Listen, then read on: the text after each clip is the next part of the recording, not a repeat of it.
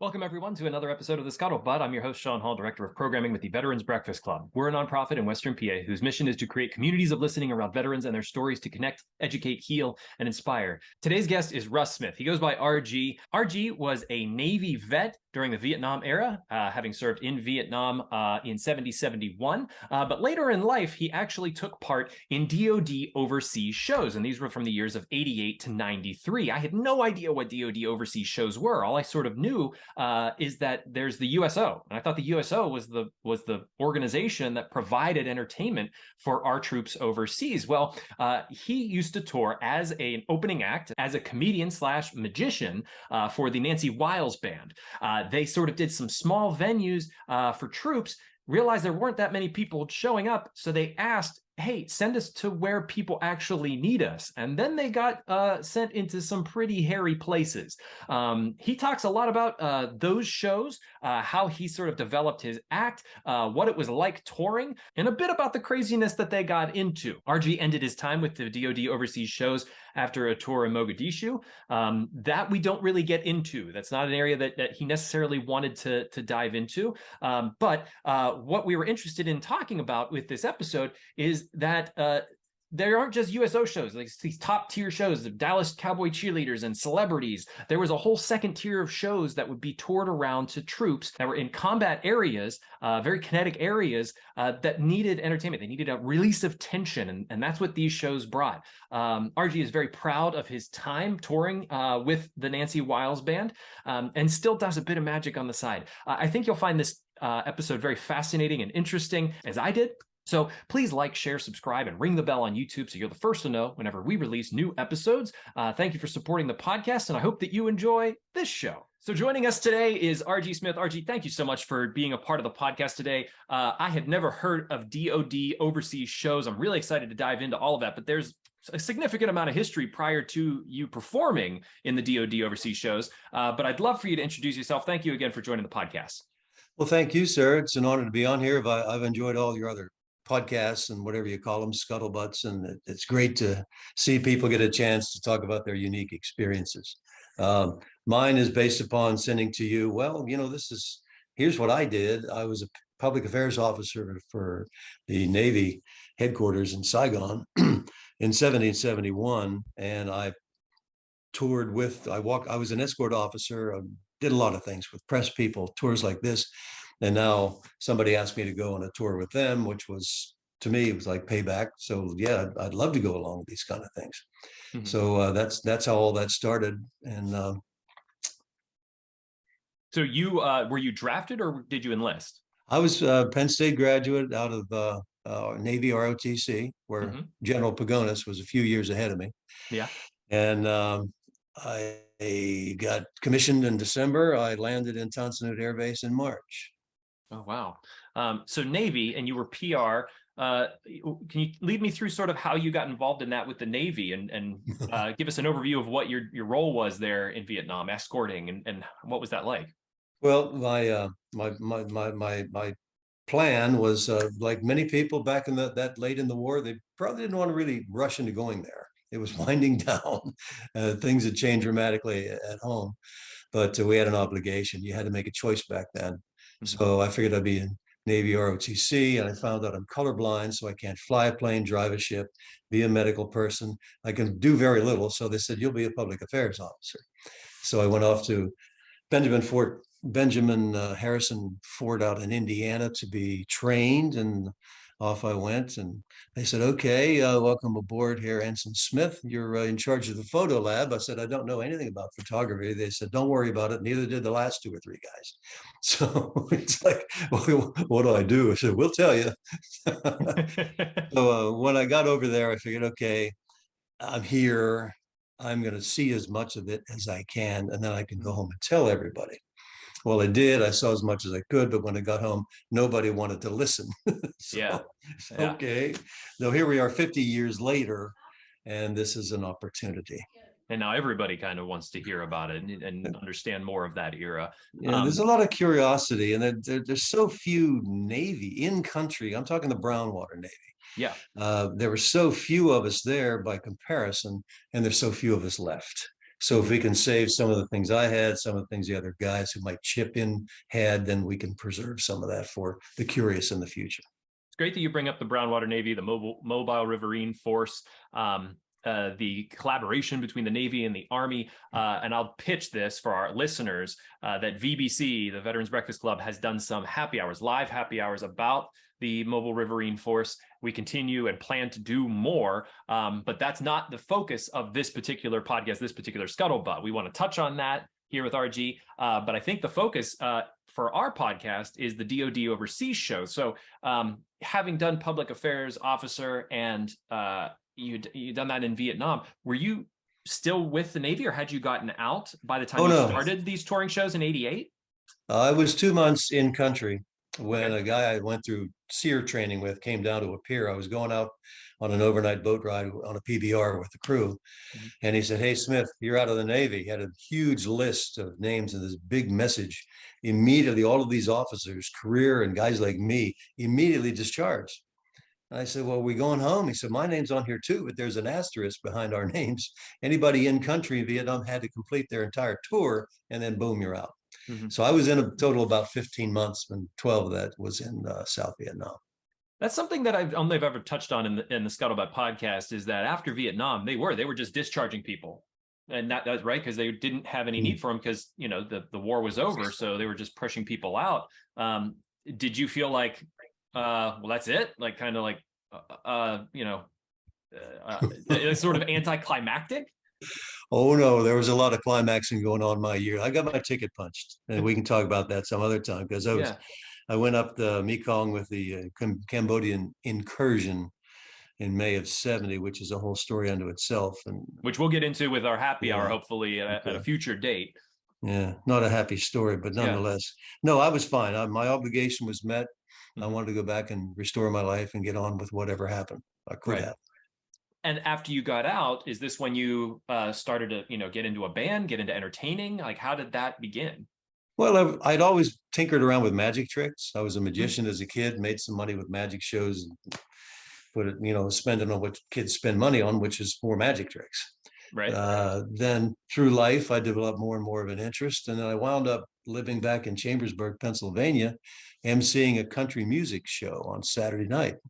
And a band came through there that said, we've done tours, USO and DoD show tours. Would you like to come along with us? Nancy Wiles Band was the name of the band. And I felt that was wonderful. Well, how do I do this? And they said, well, we'll take care of it. You get a separate passport, a DoD passport. You go out as a GS-12, which is like a field grade officer, lieutenant commander or major. And you get authority, privileges, but no authority. So we can stay in the officers club instead of wherever, but where we went a lot, we were in a tent or on a ship somewhere. And then it just kept going. We became highly rated in the DoD system. So were you a magician with this touring group, or were you in the band? Oh, I have no talent, so I'm a magician. It takes talent to be a magician. Like, it's a different set, but it's certainly talent. Gosh. No, I would open, I would tell some jokes. I would do a couple magic tricks, get some troopers or sailors participating, and then I'd bring on the band. We had a whole show we put on. We just didn't go out like a band and just play a bunch of songs. We started to talk to them, got them going. And again, like I said, we got a pretty high rating because you were rated everywhere you went. Yeah. And we went out we were lucky. We would only go out a week or 2 weeks, maybe 3, rather than the general DoD circuit, it could be a few months you're out there. And a lot of entry-level entertainers of any discipline, you go crazy after about 3 weeks. You lose touch with a lot of things. Yeah. So it's not for everybody. Now, even though you were working for the DoD, this wasn't like re-enlisting. You were your own separate, still civilian working for them. Yeah, it was a civilian, what do you call it? Side gig, whatever. But we like I said, we were GS-12s. We didn't tell people what to do, but we had military ID cards, DoD, and T-shirts and hats. Yes, this was our pay. here we go. This is a DoD hat. For those listening in, RG put up a blue hat that has a logo on it for DoD overseas shows. Those are nice. I like those. Oh, this is a 50-year-old T-shirt, and Yeah. they still work. And again, we did a couple for the USO. So Right. this is a hat you got to be careful wearing these days because it's a bright red with scrambled eggs. It says true. USO across the top. Yeah. So around some neighborhoods these days, you don't want to be seen in a bright red hat. But this was a USO hat that one of the troops gave to me. And the later tours, they were United Nations sponsored efforts. So we wore these. You got United Nation hats. United Nation hats. That was the Balkans and Somalia. So this is really interesting to me because when I hear about performing for troops, my first thought is the USO. So how are the DoD overseas shows different than USO? And I'm guessing you were sponsored in some way by USO. Can you give us some historical background on that to help clarify? Well, as I understand it, now again, everything I say is what I remember, what I experienced. You got to be careful these days because everybody's experience is different, but parallel. And this is what I'm telling is memory will serve us best. The DoD shows at the time were sort of a second tier touring mechanism now. In fact, if you go on the net and search up Armed Forces Entertainment, AFE, they changed it from DoD shows to AFIS, like they do with names in the military of everything a lot. And there's AFES, Armed Forces Entertainment. Okay. Armed Forces Entertainment. It's a beautiful website.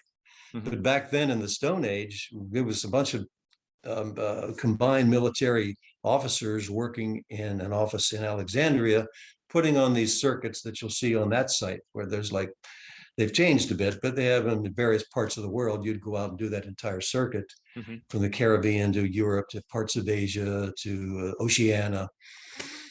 And they would have their own system and their favorite acts. And on occasion, we would get called because we were, like I said, we were popular in that structure. The USO would be the Dallas Cowboy cheerleaders and football coaches and bands and name comedians or whatever. And what your description is of that is like tier one. Tier one would be Dallas Cowboy cheerleaders, celebrities, things like that. But tier two would be sort of what you're categorizing as what the DoD shows were that you were a part of. Okay. And we were more flexible, and we wanted to see other things. The first couple of tours I did with them, it was going to a rec center on a base, and somebody would come, but most wouldn't. And then we were sent down to Central America, and I said, well, nobody's coming. Why are we here? Let's get an audience. Where can we go where somebody will really like to have a show? So from that point on, the Nancy Wiles Band would go places that others wouldn't and stay longer. I'm talking about out of the field. We'd chop her up onto a mountain. We'd go to places like the Balkans and Somalia and all over the Persian Gulf during those back and forth wars. And there are a lot of stories involved with that. But it was something where, boy, the audiences, there was nowhere for them to be. They were stuck in a jungle somewhere. Yeah. And they had a generator and a flatbed truck. And that was our stage. The generator blew up. They put some big tow trucks with lights pointing at us. That was our lights. And we'd have a heck of a good time. So, those, in fact, in Panama, after the Noriega situation was resolved, we did a small group of contractors who were building a road for the Panamanians. And we'd go out on 2 or 3 helos, some Hueys, and we'd spend 3 or 4 hours with them, playing and talking with them for at least 2 of it. And one of the guys said, man, Lee Greenwood was here last week. We hate him. He sang 2 songs and he left. You guys stayed. Well, Lee Greenwood did everybody. He went to probably 50 places. Yeah. So for them, we were better placed, but it was sort of like. Sorry to interrupt. And this is what led to your higher rating, is just like the the personability of this, like being able to be personable with all of the troops, spend more time with them. I think so. And we had fun doing it. the drummer and I had a lot of Mikey Holtzman in Hagerstown, Maryland. He and I got to be doing some silly and goofy things with the drums and, rim shots and the things I might tell something that's funny and but you get something like that. A lot of spontaneity. And the band was very talented. Nancy Wiles was a great singer. And David Nicely was our producer, and then get some spot professional backup player to go along in various tours. But I think the 4 or 5 of us were the core of it. And we were welcome pretty much where we would go and then go back a couple months later if there was another tour in need. Now, when you said, hey, we want to go to some of the places where these troops actually need this, did the Nancy Wiles Band 100%? They were all for it? Because the travel slate was probably to some pretty dangerous places. It was. Well, nobody objected. Right. There were 4 or 5 of us. We were friends, and everywhere we went, we were assured that we would be kept safe. Yeah. That didn't happen on the last tour. But who would know in a place like Mogadishu? But in Panama, things had settled down. We went into the Gulf right before and then right after the first Gulf War. Mm-hmm. We went into Panama right before and right after the Noriega situation was resolved. So the hostilities had been settled. What do you call them? They were wars as far as I was concerned. The bullets are hot. You call them an incursion, police action, whatever. We were going into some pretty remote places. That's generally where the people were that really were out on the front lines, so to speak, in a weird way. There's no front lines anymore. So does that answer your question? Yeah, it does. Because, I was looking at sort of the tours that you did, like Canada, Greenland, Spain, Turkey, First Gulf War, Noriega, during the drug wars, Panama, Honduras, Diego Garcia, the Balkans, Croatia, Macedonia, Bosnia, Somalia, Mogadishu. The last one you just mentioned, and we could get to that if you're willing. But you start in pretty small venues, pretty limited amount of people, and it seems like it kind of ramped up in intensity until it hit that. And then did you guys just sort of stop after Mogadishu? I said, don't call me anymore. I love you guys. You love me. Cats have 9 lives. I was at home ironing the next day and said, Archie, you've been around 9 wars, from Vietnam and Cambodia and all this other stuff. I said, stop. My uncle was killed in World War II. My uncle served in World War II. My dad served in World War II. So it was like, kind of, I've been through this. I've been too close. Get back to your life. You got a great wife, a small business. Get real. Plus, I was 45 years old. And when you're running from explosions when you're 45, you're a little bit slower than when you're 19. Yeah. And you did all this for no pay. There was no pay involved? I figured, what do I do? Charge per the show, per the day, per the whatever? And they said, well, there's no pay. You get per diem. You get $60 a day. You get paid on the second day in cash in 20s. So we would go to the finance office once we get to wherever we were. You'd have a stack of 20s about this big, roll them up and stick them in your socks or wherever. And if you're going out 2 or 3 weeks, that's it. You're not getting any more. The troops took care of us. Navy took care of us. We had food, we had protection, we had whatever they could give us. You go to a place, they say, we have nothing, but you're welcome to it. Enjoy yourself. Yeah. So we didn't have a pay that. So I owned a small business at the time, and my wife and I were in it together. We had a few employees, and I said, look, I'll be doing this. I want to go. And you get supported by that. And when you're in business for yourself, you have the right to neglect it, which I certainly did, but should have fired myself, but no. So lead me through sort of, whenever you would land, you said the Navy took care of you. How did this all work? You wouldn't be in a tour bus. You'd fly in on military, and they'd get you there and say, okay, welcome. That's where you're sleeping. This is where you're performing, and you perform how many nights, and how did that go? And what were the relationships like with the troops? The tours were prearranged on, we would land in such and such a place, we would do these many days in these many locations. We would be met by the MWR if it was a place that had morale, welfare, recreation person, a civilian. I've never heard of that. So morale, welfare, recreation. Oh, yeah. Interesting. Okay. That was their job. It was, somebody that said he runs the gym, or he and she runs the weight room, and Mm-hmm. the movie night and games and whatever. Um, but we flew in a variety of methods. On a couple of them, we flew out of Martinsburg, West Virginia, that had a C-130 contingent, and they needed training. We were from that area, and the producer went into the base and said, we need to go to Thule, Greenland at Christmas time. You guys need some flight hours. And back then they did. They had money and they had flight hours. Mm-hmm. So we flew them a couple times. Once we flew out of Andrews after the first Persian Gulf War. We had a VIP status out of Andrews Air Base over to Bahrain. And then others were commercial, or there's a worldwide loop the military has, civilian flight, but I don't forget what they call it.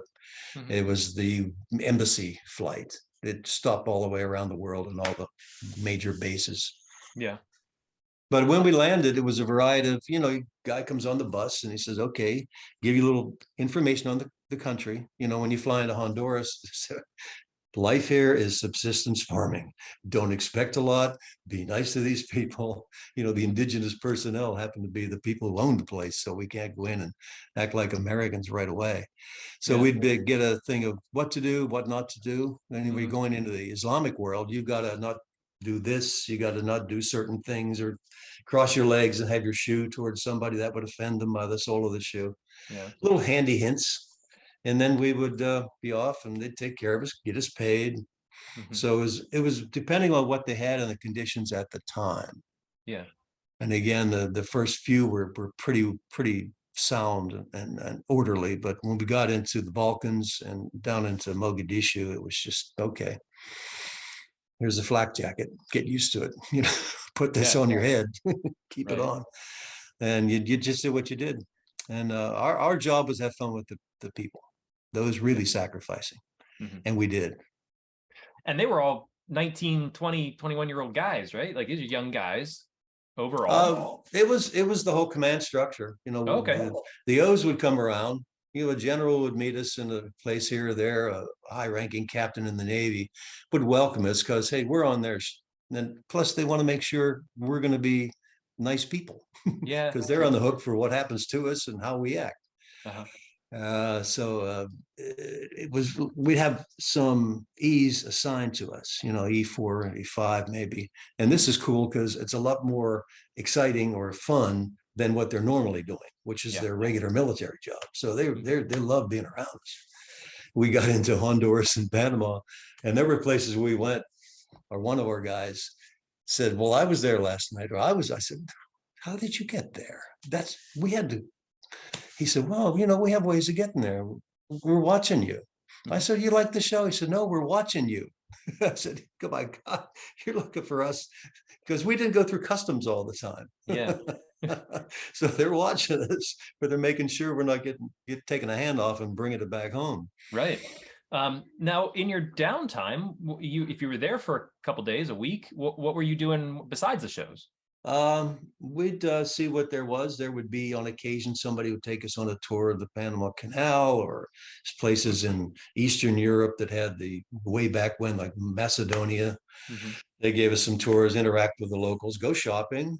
We would drink beer. There was beer consumed, play cards, get along. And, but we try to work as much as we could. If we get a day off, that's fine. We had to work every day. That'd be fine too. Was part of sort of I'm assuming part of the reason that you did the DoD overseas shows was one, maybe, well, obviously the first most important probably be taking care of the troops, giving them something that they don't have, but also sort of a side perk is being able to travel the world. Well, yeah, it was a strange thing. This was between 88 and 93. Back then, there was a lot of shooting matches going on. Mm-hmm. And I was reading the Harrisburg, Pennsylvania newspaper in the travel section, and it listed the 10 most dangerous places in the world. We'd been to 5 of them. Yeah, it's a unique place where nobody's going, but there's reasons for that. Yeah. Now, also, I'm interested in how, as a comedian, as a magician, you got to work on your act. You can't just figure something out and go out there and, ham it up. So how did you perfect your act, and did it always land? Were there times where it was like the troops just didn't get it and you were like, kind of struggling? Well, they did save things. And Mhm. back then, there was a different time with the kind of material you could present. We worked clean all the time, Now you say but worked clean. Is that we didn't clean we didn't jokes? we didn't curse. There were no Okay. dirty jokes, nothing Yeah. off color, Right. nothing racist or sexist or whatever. Right. Because that's what we did when we performed regularly. And I had been performing for several years Mhm. for banquets and other kind of events.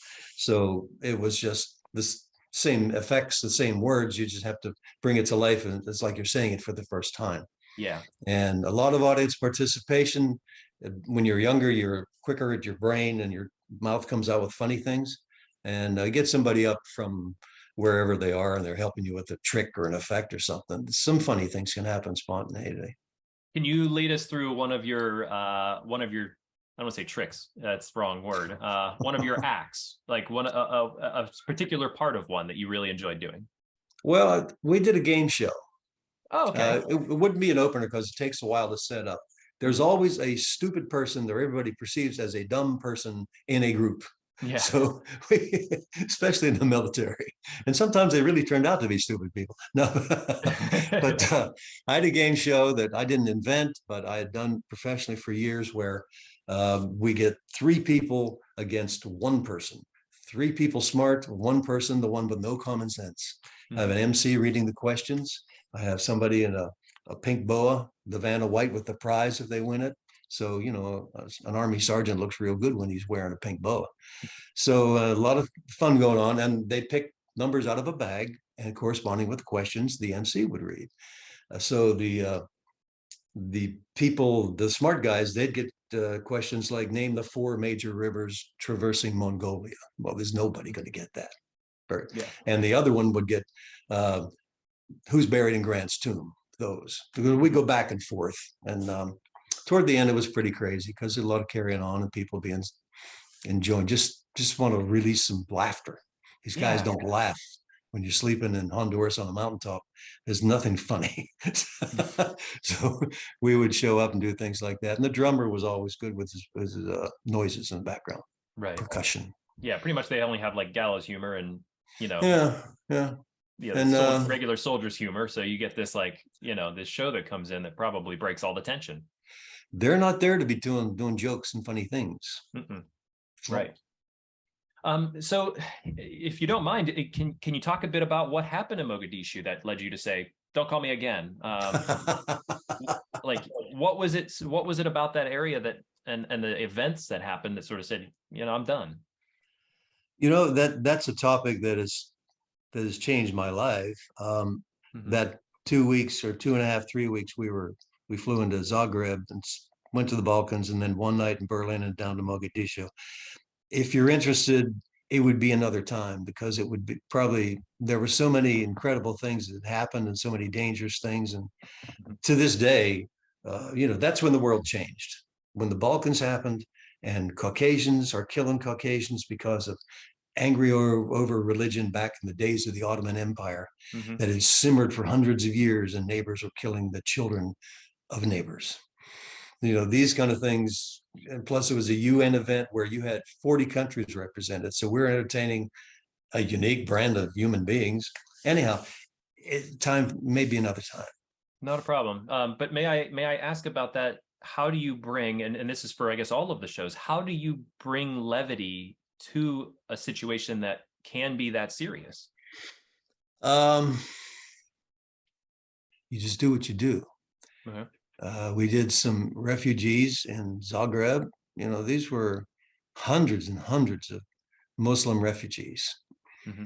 and they have nothing. They're in an old Russian tower of apartments. They've been there for months. They're probably going to be there forever. Hope without hope. Children everywhere. The families are there. They come to see what the noise is because they're bored. And then we would set up and do some music and magic, and it's like, oh my God, how do you do it? You do what you do. Try to keep it without interpretation of language. I did a lot Hmm. of visual things with what I was doing, and it was rewarded because I'll never forget the faces of the kids I would do my thing first and I was done because I did talking later in the act. Well, they don't speak English. I don't speak Croatian. And I was like the Pied Piper. I've got 40 children following me back to this van to reset all of the magic props that I brought along, these hankies and colorful things. Yeah. Kids were on the roof looking upside down into these windows. And I'm Oh, thinking, wow. God, how do I ever explain? But I got a picture of those kids all around me and one of the sponsors, and maybe we can look at it another time, talk more about it. Yeah, because I was going to say, because magic, I don't know the history of magic. But I guess I'll start with what got you into magic and magic tricks. I was lonely as a child with no friends and was ignored all my life. So you do what you can. You say, hey, look at this. Right. It was a curiosity. It was a fun thing. And then later in life, I was working in a sales job. I was out to dinner with friends in different industries. I did some tricks after dinner. The one guy was a buyer for a major company. He said, I get salespeople calling me all the time. If you were coming, I'd have you in first and buy your stuff. So I said, wow, cool. So my next route in my territory, I was selling hospital supplies at the time. I went around and didn't talk products. I didn't try to sell anything to anybody. I said, I've been working on this and do an effect and this and say, well, anything else? No, I'll be back in a couple of weeks. Yeah. So that worked out pretty well. Is magic, what the question I was getting at, is magic universal? So you take it culturally around the world, and yeah, the kids are mesmerized by it. But I would, my thinking is that, magic is more of a Western thing. And you do an effect or do something in front of kids who may have never seen something like this. And imagine it just kind of blew their mind. Like, what? You just made something disappear, or, hold something out. I'm using an example, pulled something out of a hat or something. And how did they react to that? Obviously followed you around, but like, what was the energy like? Wonderful. Really was. For the most part, in the Muslim world, the elders would take over and they weren't too happy about that. Interesting. Why is that? It's a religious base, Okay. a lot of people, and magic didn't start in the USA. It started in China, India, back in the ancient times, Egypt. Yeah. So it's been going on for quite some time. And if you be cautious how you present it. If somebody's never seen something before, there's one effect where I don't smoke, but half the world smokes. I would be able to, in short sleeves and surrounded up and down people on top of me, take a lit cigarette that somebody handed me, was lit, show my hand empty, drop it in my hand, go like this, and it's gone. It's like, poof, whoa. You do that to a Somali, they're thinking, wait a minute, they're standing back. Yeah. So I guess you haven't seen a lot of magicians. Myself? Yeah. Well, it's in some ways. Like, I remember as a kid, I was actually pulled up on stage at a magic show and had a sword shoved through my neck. It was the old sword through neck. It was incredible. And I have like video of it from my grandparents, But my thinking really is like, as you tour this show and go to these areas, my magic wouldn't be the first thing I'd think of to be an entertaining piece for a group, and especially like kids or other cultures that might not understand what this is. And then there's the language divide where you can't be like, I'm going to show you something that looks unbelievable, but has an effect around it, So like you show something like that and the kids are just like, what? Or a guy backs away from you because he's like, what did you just do? So it's interesting to me to sort of think of this in a different like mindset of how they are experiencing it. And did they accept it as, wow, that's really cool? Or were they like freaked out by it? Never had anybody be upset by or scared by it. It's up to the vision of the Nancy Wiles Band and David Nicely saying, if we had you on our tour, because some bands don't have maybe a front person to go out and tell some jokes, do this and that. Yeah. And that's where they thought I could fit, and it did, and it served us very well, and a lot of audiences had some fun. Yeah. But magic is a still a universal way to express oneself. Totally. Attention spans changed a lot in this country and others. You can't say pick a card, I'll find it in 18 and a half minutes. You got to find that card within 40 seconds or they're gone. They're on their phone. So we're all adjusting to that. But where we went, these weren't urban areas. So people were saying, look at this. And then the music blended together. We put it as, again, a show, not just a block for me. They'd go sit in the back and have a drink or something. No, it was Right. a whole start to finish show. Did the Nancy Wiles Band continue to tour after you said you were done? Uh, I'm not sure. I don't think. I think we were also devastated by the final week. We just saw over 2 weeks' time. It was just, we stopped telling each other, don't say what next. How can this be? Just stop saying what next, because we were finding out. I'm not teasing here. It's just it bears, I haven't forgotten. They haven't. We did get together a couple times just to check on each other. Yeah. I would say there's PTSD involved. I mean, I've got a disability for PTSD from my Vietnam days. And I knew what it was. And that's why I said when things came at us pretty hard, I gathered the group up and said, who can we talk to? They found a priest who was there. And we're still cordial and friendly, but it did damage all of us. Interesting. And so you don't regret, though, any of the shows that you did, Oh, no. or being able to get out there and entertain? I don't regret it, because it was my idea and it was their idea. And my idea was the one maybe that shouldn't have been accepted, by let's go somewhere where somebody really needs something. Right. Well, those guys are out there for a reason. They're not in a safe area, totally safe, but it was safe till the very end. And I think we were proud of what we were able to do and bring to people. And because they'd come up to us and say, I can't believe you're here. I said, well, you're here. Yeah, but, and we were standing outside of Mogadishu. It's 110 degrees every day. The Saharan dust is blowing. Guys are lining up for hamburgers and hot dogs. There's about 100 people in line. And some officer comes up to us and said, hey, go ahead, right to the front. I said, no way. He said, you go to the front. We wouldn't be eating this good if it wasn't for you being here. This is a government hot dog and a weenie or a hamburger. Yeah.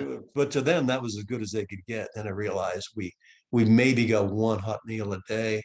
We're living on sea rations, or the ones we could trade from the other countries that had better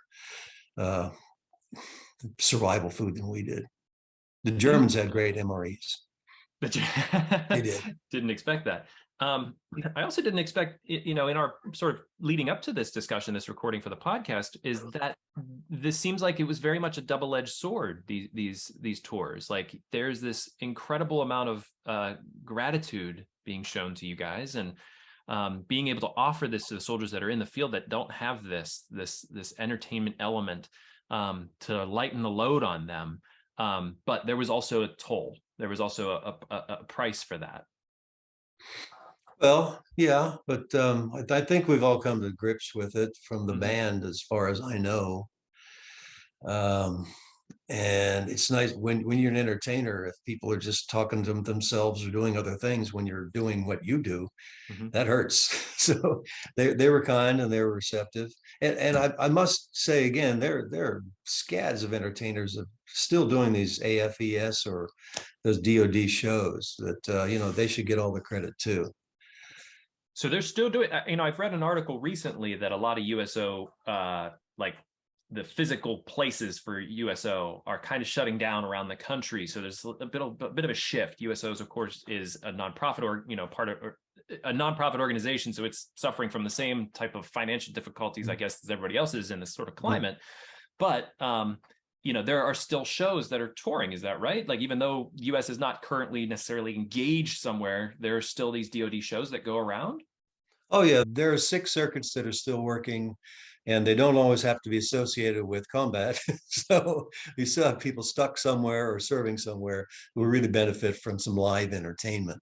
This changed over now you can do video games and movies. Maybe you don't need as much, but yeah, it's always nice to see a live show. Now they have Greenland involved with the tour goes all the way down to Cuba. Yeah. Used to be, we went up to parts of Canada with a secret sub base, and then up into 2 spots in Thule. And so it's morphed out into what it is. There's just less people in the military, and there's less money, and I don't know where it is today. I think firmly, from what I heard after our experience trying to get out of Somalia, they didn't allow tours to go to certain places anymore that were just flat out the combat zones. Gotcha. And have you ever heard from anybody who saw one of those shows that you toured? Well, no, maybe there's somebody out there right now that says, that magician, he got a lot older, but I remember the guy with the rings and the game show and the band and the drummer. And if they are, maybe they'll emerge. And that's part of the wonderful things that you're doing. Well, I hope so. I hope one of our listeners may have, taken in one of your shows during that time between 88 and 93. So get in touch with me, Sean, SHAUN, at veteransbreakfastclub.org, and I'd be happy to connect them with you, RG. Now, what about any of the current performers? Has anybody contacted you after your experiences and said, what tips do you have? Or if they didn't, can I ask you, what tips do you have for people that may be, interested in doing DoD overseas shows? Well, you've got to qualify. You've got to be talented enough. They have a website, and I was looking at it yesterday. I've searched DoD shows, and it's hard to find anything. That goes back so far, it's not even on the internet. That's old. Yeah. So the AFE website is really nice and pretty, and it shows everything, and they still have magic featured.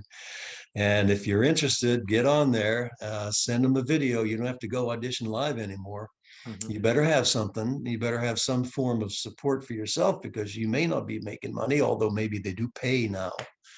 You may have to say, gee, can I go out for 6 or 8 weeks and sit around a hotel room in Turkey? There's certain places where do I go now? I've been to restaurants and I don't speak the language, and these people are looking at me. So it's an adjustment. You want to be mature enough to handle being out there alone in a foreign land well, now you can call, you can FaceTime. So It's a lot easier. Back then certain things happened to us, and I would demand somebody somewhere goes somewhere and calls our families, or one person's family, so everybody back home can realize we're safe. Yeah. Because there was stuff happening in places where we were in the last tour that were just so dramatic and so violent. I'm thinking, my family's going to hear about this. They know I'm here. Somebody better help out. Right. And speaking of that, so after you said you were done and you got out of the DoD shows, where did your life take you from there? Did you continue to perform? Oh, sure. Yeah, to this day, still stumble through some things. I had an act, and we had the insurance agency my wife and I had in Chambersburg, Pennsylvania. And I would do 80 to 120 shows a year in the region. Wow.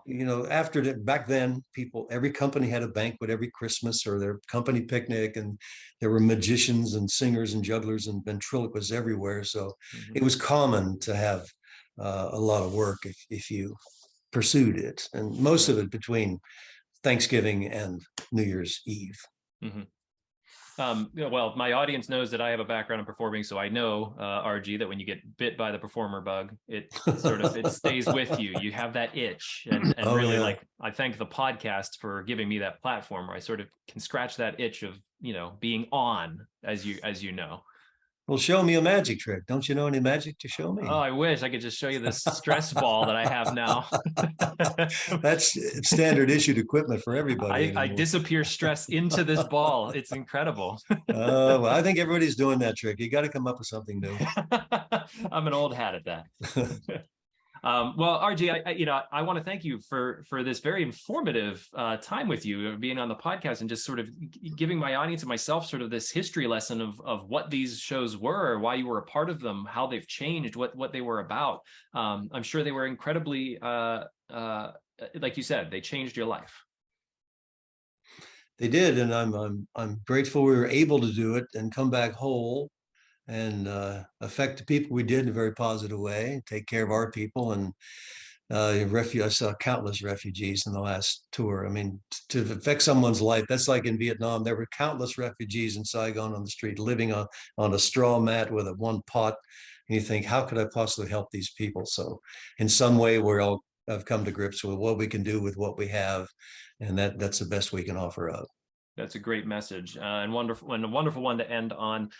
To our audience, please like, share, subscribe, ring the bell on YouTube so you're the first to know whenever we release new episodes. If you have any thoughts or comments about this episode, please email me. I mentioned Sean, SHAUN, at veteransbreakfastclub.org. RG, I want to thank you so much for your time today and for telling your story. Love to see you on a future VBC event, and we'll hopefully see you also on another future Scuttlebutt. Okay, thank you for inviting me. All the best to everyone. God bless America.